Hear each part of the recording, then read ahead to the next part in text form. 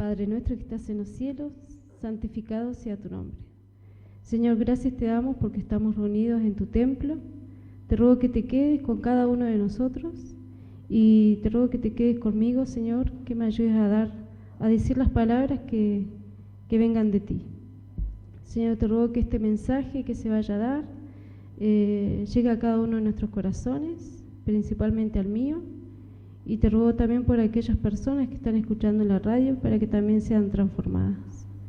Gracias te damos por tus bendiciones, quédate con cada uno de nosotros, por favor, en el nombre de Jesús, amén. Feliz sábado, hermanos. Bien. Hoy es un día feliz, porque es el día de Dios, ¿sí?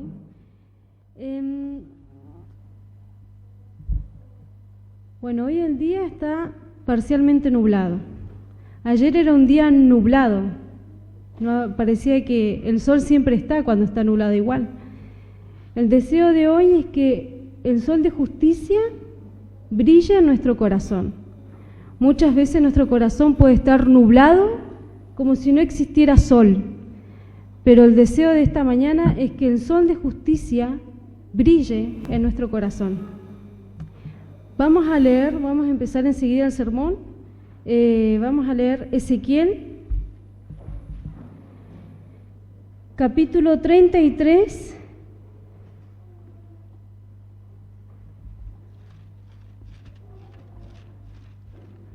versículo 11.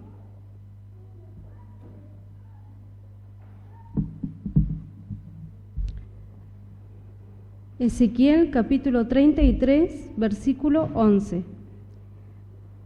Dice: diles, vivo yo, dice Jehová el Señor, que no quiero la muerte del impío, sino que se vuelva el impío de su camino y que viva. Volveos, volveos de vuestros malos caminos. ¿Por qué moriréis, oh casa de Israel? Esto es tremendo. Dios le había dicho al profeta Ezequiel que le dijera al pueblo de Israel que se volviera de sus caminos. Ahora, ¿Dios quiere la muerte del impío? ¿Qué opinan ustedes? ¿Qué dice el versículo? ¿Dios quiere la muerte del impío? No, ¿qué dice? Vivo yo, dice Jehová el Señor, que no quiero la muerte del impío, sino que se vuelva el impío de su camino y que viva. Dios quiere que el impío se vuelva de su camino y que viva. ¿Qué es un impío? Un impío es aquella persona que no tiene piedad. Es una persona que no tiene a Cristo en su corazón. Y es una persona que no hace la voluntad de Dios. Como diríamos nosotros, es una persona que hace lo que se le da la gana. Es una persona que no le importa la opinión de Dios en cuanto a lo que él hace. Pero Dios dice, yo no quiero la muerte de esa persona. Yo quiero que esa persona se vuelva de su camino y que viva. Pero fíjense que este mensaje que Ezequiel tenía que dar no era un mensaje a las tribus paganas, no era un mensaje a un pueblo que no era el pueblo de Dios, era un mensaje al pueblo de Dios. Dice acá, ¿por qué moriréis, oh casa de Israel? Israel era el pueblo de Dios. Actualmente el pueblo de Dios somos nosotros. Es un versículo muy profundo. Dios no quiere que el pueblo muera. Dios no quiere que haya impiedad dentro de su pueblo. Dios no quiere que las personas que estamos sentadas aquí, que estamos en esta reunión, que nos hemos bautizado, vivamos como se nos da la gana. Dios no quiere eso. Dios quiere que hagamos su voluntad. Este es un mensaje, este pequeño versículo es una amonestación a la iglesia. ¿Cómo nosotros estamos viviendo la vida cristiana. Desde el momento que nos bautizamos, podemos pasar 40, 50 años, 5 años, 2 años, un par de meses. Pero ¿cómo nosotros estamos viviendo nuestra vida cristiana? Pero también hay un mensaje que no es para el pueblo de Dios. Vamos a leer Jonás, capítulo 3, versículos del 1 al 10, sería todo el capítulo 3. Jonás, capítulo 3, versículos 1 al 10. Este era un mensaje para Nínive.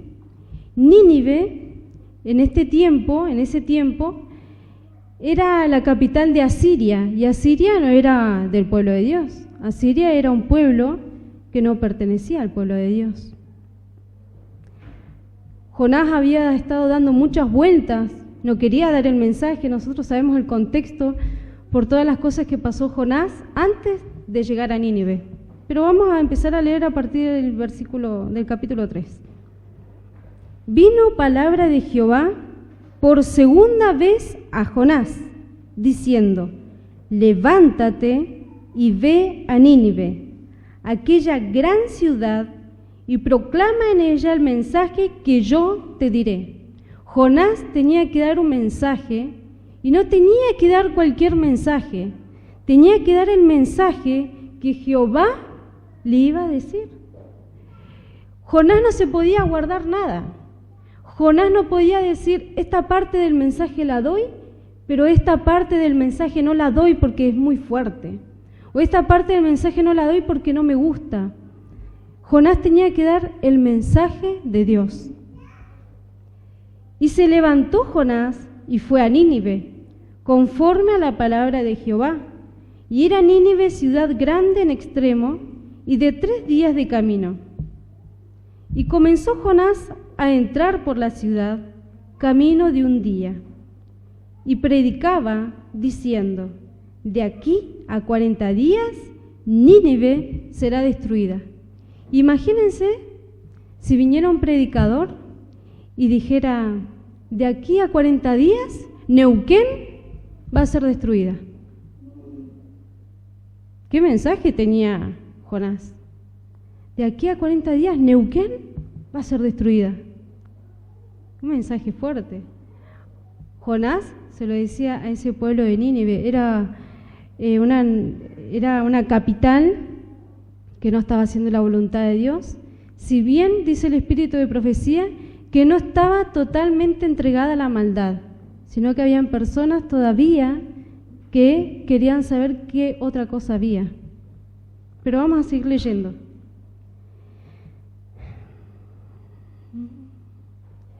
Voy a leer el 4 otra vez. Y comenzó Jonás a entrar por la ciudad camino de 1 día, y predicaba diciendo: de aquí a 40 días Nínive será destruida. Y los hombres de Nínive creyeron a Dios, y proclamaron ayuno, y se vistieron de cilicio, desde el mayor hasta el menor de ellos. Y llegó la noticia hasta el rey de Nínive, y se levantó de su silla, se despojó de su vestido, y se cubrió de cilicio y se sentó sobre ceniza. E hizo proclamar y anunciar en Nínive, por mandato del rey y de sus grandes, diciendo: hombres y animales, bueyes y ovejas, no gusten cosa alguna, no se les dé alimento ni beban agua, sino cúbranse de cilicio, hombres y animales, y clamen a Dios fuertemente, y conviértase cada uno de su mal camino, de la rapiña que hay en sus manos. ¿Quién sabe si se volverá y se arrepentirá Dios, y se apartará del ardor de su ira, y no pereceremos? Y vio Dios lo que hicieron. ¿Qué hicieron ellos? ¿Creyeron en Dios? Ayunaron. Creyeron en Dios, ayunaron y clamaron fuertemente. Fíjense, acá esta nación nos está dando un ejemplo en este momento, porque después ya sabemos lo que pasó. Ellos creyeron en Dios, ayunaron y clamaron fuertemente. De esa manera ellos se arrepintieron. Vamos a seguir leyendo. Y vio Dios lo que hicieron esas cosas, que se habían arrepentido, que se convirtieron de su mal camino y se arrepintió del mal que había dicho que les haría y no lo hizo. Nosotros queremos arrepentirnos de nuestros pecados. Dijimos, ¿hay pecado dentro de la iglesia? Lo hay. ¿Hay pecado fuera de la iglesia? También lo hay. Porque todos somos pecadores. Pero el problema es vivir en el pecado y no arrepentirse del pecado. Porque de que pecamos, pecamos. El problema es no arrepentirse del pecado. Dios tenía un mensaje para el pueblo de Dios, para su pueblo. Era el arrepentimiento. Yo no quiero la muerte del impío, sino que el impío se vuelva de su camino y que viva. Y para el pueblo de Nínive también tenía un mensaje. De aquí a 40 días, Nínive será destruida. Nínive no fue destruida en ese momento. Porque en ese momento, Nínive, la población de Nínive se había arrepentido de sus pecados. 120.000 personas, dice en la Biblia, que eran en Nínive. 120.000 personas se habían salvado. Ahora, Jonás había dicho, de aquí a 40 días, marcaba un tiempo, había un tiempo de gracia. Un tiempo de gracia que los de Nínive tenían que aprovechar. Nosotros ahora vivimos en tiempos de gracia. Es un tiempo donde nosotros podemos arrepentirnos de nuestros pecados. Muchas veces decimos, es una mentirita blanca. A ver, yo pregunto, ¿la mentira por quién fue creada? ¿Por Dios o por el diablo? Es una pregunta fácil. La mentira fue creada por el diablo. Entonces, si es mentirita blanca y es mentira, es mentira. Tenemos que ver el pecado como es el pecado y llamarlo por su nombre al pecado. Voy a leer unas citas que se encuentran en el libro El Camino a Cristo. Fíjense lo que habla sobre el arrepentimiento. El arrepentimiento incluye tristeza por el pecado y abandono del mismo. No renunciaremos al pecado a menos que veamos su pecaminosidad. Mientras no lo repudiemos de corazón, no habrá cambio real en la vida. Si nosotros queremos tener un cambio real en nuestra vida, debemos repudiar el pecado. Y este es un mensaje serio, porque tiene que ver con la vida eterna. Y creo que acá nadie se quiere perder la vida eterna. Incluso los que escuchan en este momento, nadie se quiere perder la vida eterna.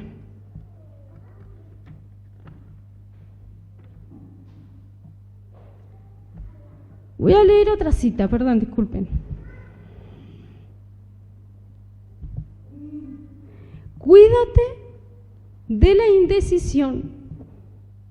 Dios nos está diciendo en este libro, por inspiración, que no seamos indecisos. Decídete. Cuídate de la indecisión. No postergues la obra de abandonar tus pecados y buscar la pureza del corazón por medio de Jesús. Aquí es donde miles y miles han errado para su perdición eterna. ¿Por qué? Por la indecisión. No nos decidimos qué es lo que queremos hacer. ¿Queremos abandonar los pecados? Pidámosles ayuda a Dios. No insistiré sobre la brevedad e incertidumbre de la vida, pero hay un terrible peligro. Un peligro que no se entiende lo suficiente. en demorarse a ceder a la invitación del Espíritu Santo de Dios. Cuando Dios nos llama y nos dice que hay algo que está mal, debemos obedecerle. Porque cuando nosotros no lo obedecemos, vivimos en un valle vivimos en el valle de la indecisión.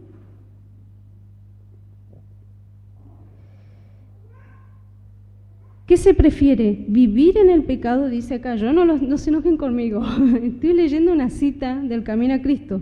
Vivir en el pecado, porque tal demora consiste realmente en eso, la demora de aceptar la invitación del Espíritu Santo es porque nosotros queremos seguir viviendo en el pecado. El pecado, por pequeño que se lo considere, no puede consentirse sino a riesgo de una pérdida infinita. Nosotros no podemos decir, este pecado es chiquito, este pecado es grande. El pecado es pecado y punto. Para Dios el pecado es pecado y punto. Tenemos que arrepentirnos. Lo que no venzamos nos vencerá y determinará nuestra destrucción. Los pobladores de Nínive se arrepintieron. Ellos no tuvieron 40 días para arrepentirse y ellos aprovecharon esos 40 días de gracia para arrepentirse. Miren esta cita, yo les voy a decir una cosa, ustedes ya lo saben, pero lo vamos a repasar. Satanás tiene maneras de trabajar. Satanás nos dice que somos pecadores. ¿Satanás nos dice que somos pecadores? Sí, nos dice que somos pecadores. ¿Es cierto? Sí. Pero hay otra cosa que puede decirnos Satanás. Por ejemplo, voy a tomarme a mí de ejemplo, ¿no? Jimena, vos sos pecadora. Con todo lo que haces, vos no tendrías por qué ir a la iglesia. ¿Cómo te animás a ir a la iglesia así? ¿No te da vergüenza? Esas son palabras que diría Satanás. También tiene otra manera de trabajar Satanás. Él dice, quédate tranquilo, está todo bien. ¿De qué te vas a arrepentir? ¿Tenés un cargo en la iglesia? Parece que sos buen ciudadano. ¿De qué no te tenés que arrepentir de nada? Sos un buen cristiano. ¿Cómo trabaja ahora el Espíritu Santo? ¿El Espíritu Santo nos dice que somos pecadores? Sí. El Espíritu Santo nos dice que somos pecadores. Pero cuando nos dice que somos pecadores, es para que nosotros cambiemos nuestra vida. El Espíritu Santo nos dice, sos pecador o sos pecadora, pero hay salvación en Jesús. Voy a leer una cita. Dice, cuando Satanás viene a decirte que eres un gran pecador, mira a tu Redentor y habla de sus méritos. Lo que te ayudará será el mirar su luz. Reconoce tu pecado, pero di al enemigo que Cristo Jesús vino al mundo para salvar a los pecadores. Hemos sido grandes pecadores, pero Cristo murió para que pudiéramos ser perdonados. Los méritos de su sacrificio son suficientes para presentarlos ante el Padre en favor de nosotros. A quienes más ha perdonado, más lo amarán. Y estarán más cerca de su trono alabándolo por su gran amor e infinito sacrificio. Cuanto más plenamente comprendamos el amor de Dios, más nos percataremos de la pecaminosidad del pecado. Voy a repetir esta parte.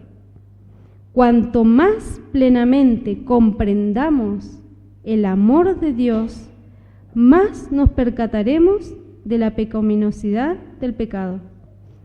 Cuando veamos cuán larga es la cadena que se nos ha que se nos ha arrojado para rescatarnos, cuando comprendamos algo del sacrificio infinito que Cristo ha hecho en favor de nosotros, el corazón se derretirá de ternura y contrición.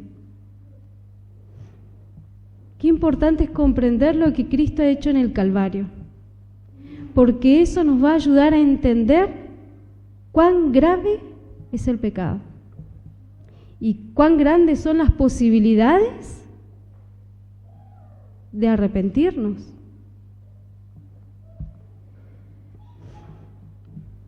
Voy a leer, estoy muy lectora hoy. Voy a leer una última cita. Yo no sé si alguna vez a ustedes les hicieron algo que ustedes creyeron que esto no lo merezco, ¿por qué me lo hicieron? Seguramente a alguno le habrá pasado. ¿Por qué me hicieron esto si yo no hice nada malo? Yo no me lo merezco. Una vez iba caminando por una vereda, era una vereda angostita, de tierra, y la calle era una calle angosta también. Circulaban pocos autos, es muy raro ver autos en esa calle. Y un día yo iba caminando por la vereda y iba pasando un auto. Iban dos jóvenes en el auto. Y uno de los jóvenes sacó su cabeza por la ventana e hizo algo que yo dije, si yo no le hice nada, yo no me lo merezco. ¿Saben qué hizo? Me escupió. Y yo dije, wow, qué feo que es que te escupan. Fue rarísimo porque me daba hasta risa y ahora me acuerdo. Y uno en ese momento dice, ¿y este por qué me escupió si yo no lo conozco? Yo no le hice nada. Unas ganas, hermanos, de tirarle una piedra al auto, tremenda, de agarrar un cascote y tirárselo, pero bueno, él le entró a su cabeza enseguida, no le achunté, como dicen en Chile. Pero fíjense, una actitud que no se entiende. Y yo quedé pensando después, ¿cómo se habrá sentido Jesús cuando a Jesús, sin haber pecado ni una sola vez, sin haberlo merecido y haciéndole el bien a quien se le cruzaba? A Jesús no solamente lo escupieron, a Jesús le pusieron una corona donde su frente sangraba, lo torturaron, se burlaban de él y hasta lo desafiaban. Piensen en esta cita. Esta cita dice, ¿sientes que es un sacrificio demasiado grande dar todo a Cristo? Hazte a ti mismo la pregunta, ¿qué ha dado Cristo por mí? Y acá viene la respuesta. El Hijo de Dios dio todo por nuestra redención.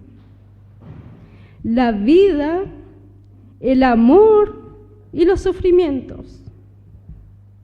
Entonces, ¿puede ser posible que nosotros, indignos objetos de tan grande amor, rehusemos entregarle a nuestro corazón? Porque realmente, hermanos, somos indignos de tan grande amor. Y esto es algo que hay que reconocerlo. ¿Merecíamos nosotros la salvación? No. Pero Dios actúa muchas veces no según como nosotros lo merezcamos, sino como nosotros lo necesitamos.